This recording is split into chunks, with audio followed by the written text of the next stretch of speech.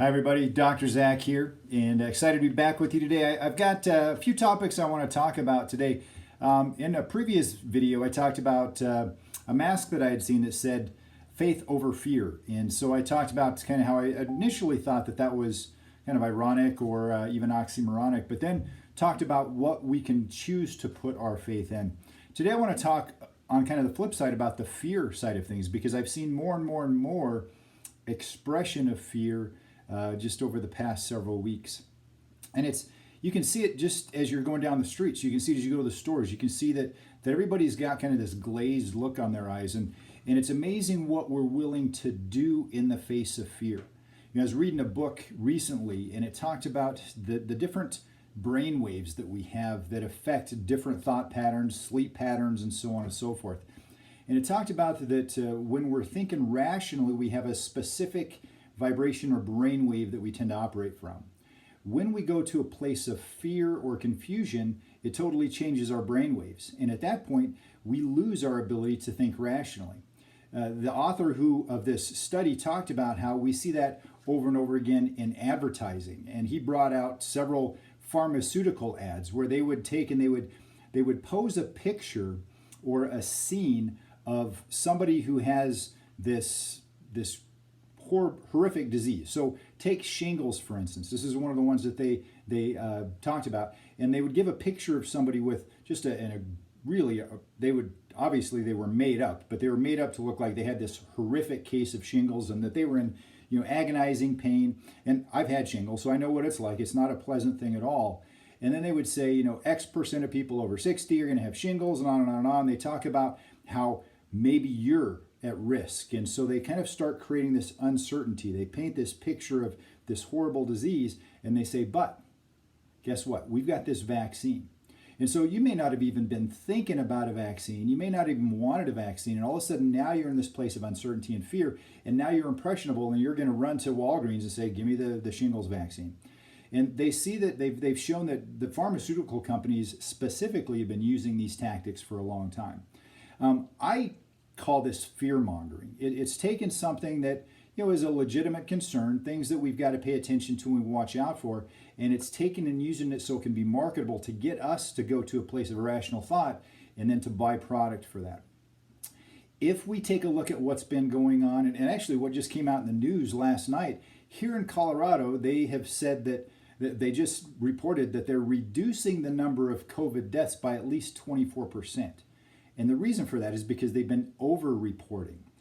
So Jared Polis, our governor, said that, people are more interested in finding out who died from COVID-19 as opposed to those who died with COVID-19.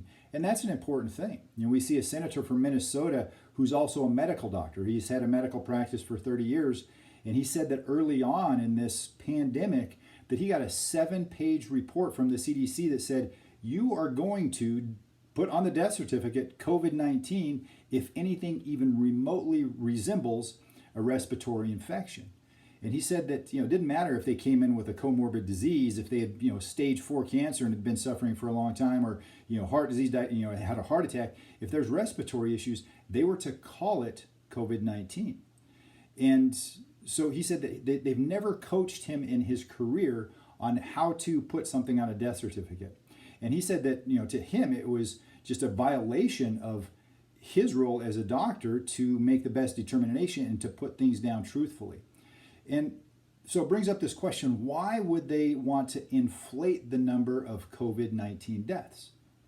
Well, guess what? The more fear we have, the more impressionable we are.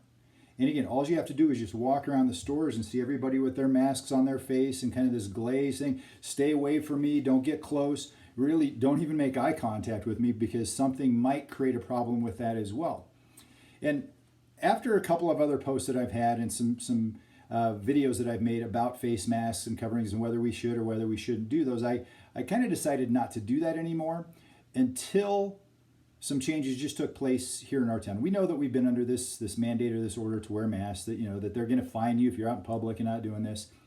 I saw that the city of Lafayette had kind of a emergency council meeting, and they just amended some of their rules so that now they can kind of skip the whole due process. And because we're in an emergency situation, they can make choices and changes right now. And so it doesn't affect, the people being able to speak. It's just them choosing to do that. And the problem is that they may have a good heart, but they may not be operating from the right information. So one of the things that they said was that, as a business owner, I've got to mandate that everybody in my business has masks on. If not, they can be fined.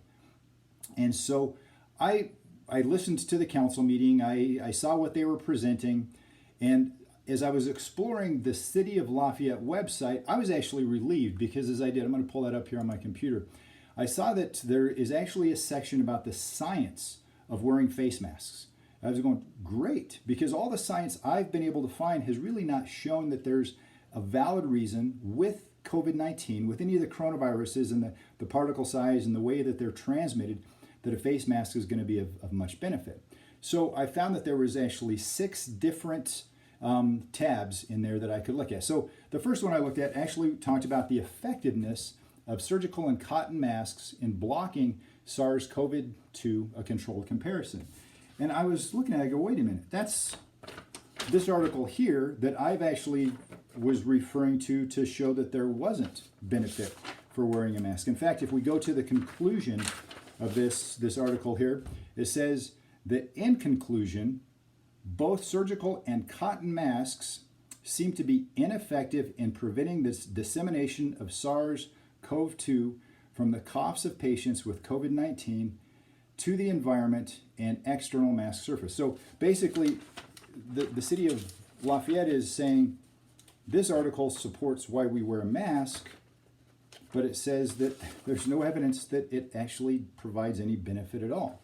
So I go on to the next one. This is the Colorado Mask Project, the science. So I click on that, and it's actually a YouTube video. It's a YouTube video of a gal from the Czech Republic saying, hey, in the Czech Republic, we are all wearing masks, and you should all do it too.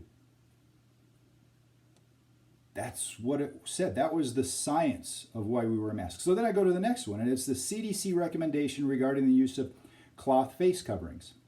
So I click on that one, and it basically is the CDC recommending that we wear face masks. No science, no research, no clinical data, just saying the CDC, right? The CDC recommends that you give all of your kids all of the same vaccine that every other kid gets, and they give random, there's no science to support why they do that, as there is no more science to support why they recommend us wearing masks. So then I go to the next one, face masks against COVID-19, an evidence review. That's this article here. At the very top of it, it says not peer reviewed. So that's kind of my first little kind of a gut check that says, well, it's not peer reviewed, which means that it's something that probably wouldn't stand up against the test of true evaluation. But as I get to page 3, and it talks about mask efficacy studies. And it says, let me pull it up on here.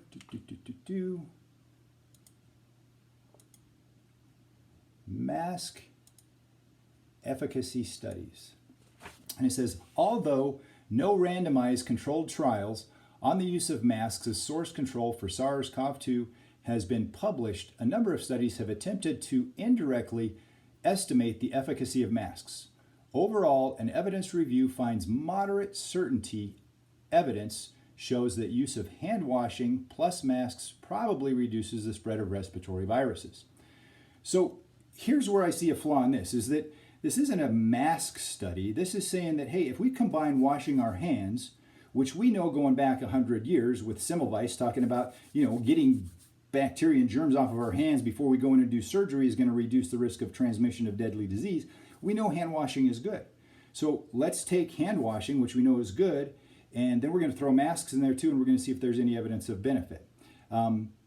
That's not a good study. That doesn't tell us anything about masks. It tells us that we already know that we're probably better off washing our hands than not, but it shows nothing about this. It goes on to say that any kind of comparison that they did with masks was done with a dry mask and a freshly clean mask. So the problem with that is after you wear it for about 3 minutes and you're breathing out perspiration, or not perspiration, you're breathing out moisture through your exhalation, now it becomes moist. We know that with that, it becomes a breeding ground for infectious disease. So, we've got from Medical Express, and this is actually a peer-reviewed journal article. It says cloth masks potentially dangerous to your health.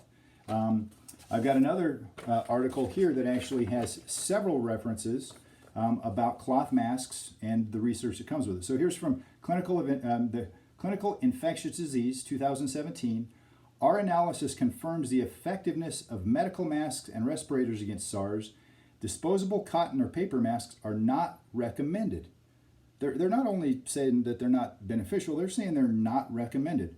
It goes on to say that sometimes there is a little bit of benefit to the single-use surgical mask. We go to the British Medical Journal 2015.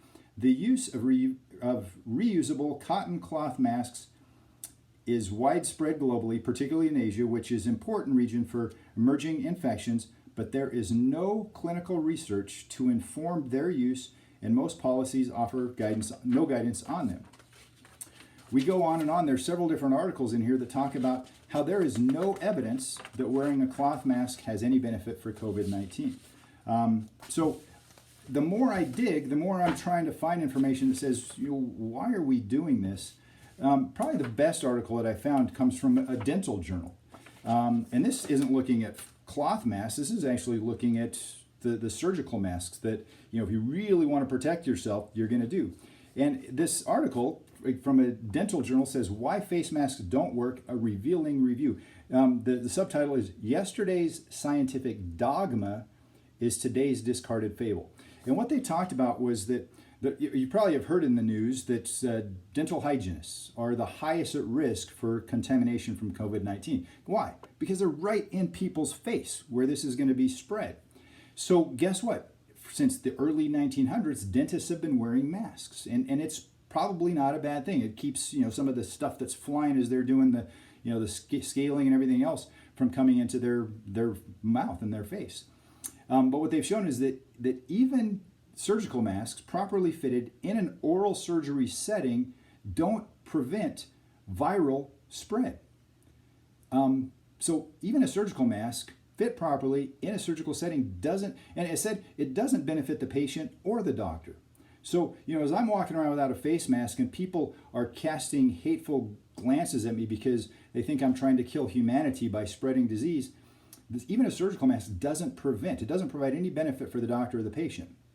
However, the good news about this article was that it said, since the masks don't work, the dentists and hygienists are actually exposed to more viral loads. So they actually get more contamination from viruses than you and I would, which makes sense. They're right in people's face. So it says that they have increased antibodies for influenza A, influenza B, other respiratory viruses. And it goes on to say that their immune competence against respiratory infections is far higher than the general public. So the good news with that is that while the mask may not work, their body does. And it does it through exposure. That's how we get our immune system stronger, is through exposure. So hiding back and covering up and trying to protect ourselves from everything doesn't actually make us stronger and more effective. It just keeps us into a place of fear. So what I want to leave you with today is that if we can deal with fear effectively, look at what we need to do to deal with the caution that we need to in our life situation, but not let fear consume us. We're going to be a whole lot healthier and a whole lot happier. Had a gentleman that came in earlier this week, and he told me he was really struggling with anxiety, and he's not typically an anxious type. And he's from back east, and he was talking about, really the biggest problem is I'm watching too much news. And I said, well, there's your problem. And he said, and my family and my friends are all back east, and that's where the biggest challenge, that's where the highest concentrations of the coronavirus infections and death is.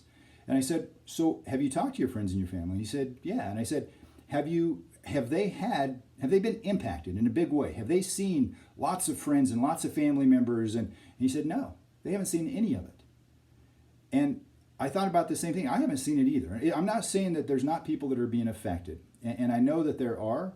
But if it was a pandemic, if it was a global tragedy and it was decimating humanity, we would all know a lot of people that have been profoundly affected by it.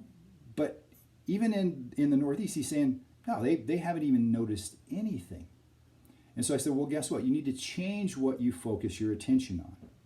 And so one of my favorite scriptures in the Bible is in Philippians. And Paul, who's in prison at the time, he writes to this church in Philippi, and he says, be anxious in nothing, That means don't be anxious about anything. Don't worry about anything. But here's what you do instead. Let God know what's going on with prayer, with petition if you need to. So pray to God and say, God, here's my issues. Here's what I would be anxious about. Here's what's consuming me. And he goes on to say, with thanksgiving. So what's interesting is that if we can change our focus from anxiety and fear to letting our lightening the load, dumping things out before God and saying, here's my issues, and then go into a place of gratitude. It says that then peace that passes understanding will guard your heart and your mind in Christ Jesus. So we get to take, and if we exchange anxiety with gratitude, it actually changes the way that our brain functions. They've shown that there's a molecular change in the functioning of your brain when you think about positive things. And it actually changes your heart by affecting what's called your heart rate variability. This is how well your body handles stressful situations. And they've shown that on an electrical level, it changes the frequency at which your heart releases energy, and even to the point to where other people around you can feel that. So when we're in a place of gratitude, we can actually have a calming, soothing effect, not just on ourselves, but on other people. And as we can focus on grateful things we're grateful for, our brain will go to a place of actually healing itself on a molecular level and being protected from the damage that comes with fear. So that's what I'm going to leave you with today, is to don't pretend that there's not stuff that's going on. We're in a pretty crazy time right now. But to put it into perspective, are we really in a pandemic? Are we being sold fear so that we're influential, so that we'll do what they want us to do? And if that's the case, I would be pissed. I would say, heck no, I'm not going to fall for that anymore. I'm going to stand up for something else. But let your concerns, pray to God, write it out on a piece of paper, say, God, here's what I'm worried and concerned about, and then be grateful. Think about what you are grateful for, the things that you do have to celebrate, and watch the changes that take place. Watch the changes that take place in your mind, in your heart, and even in those people around you. So it's going to be a great social experiment to see what gratitude does to ourselves and to everybody else. I'm excited to hear what you have to share about that. Till next time, God bless you guys. I love you guys. And we'll be in touch.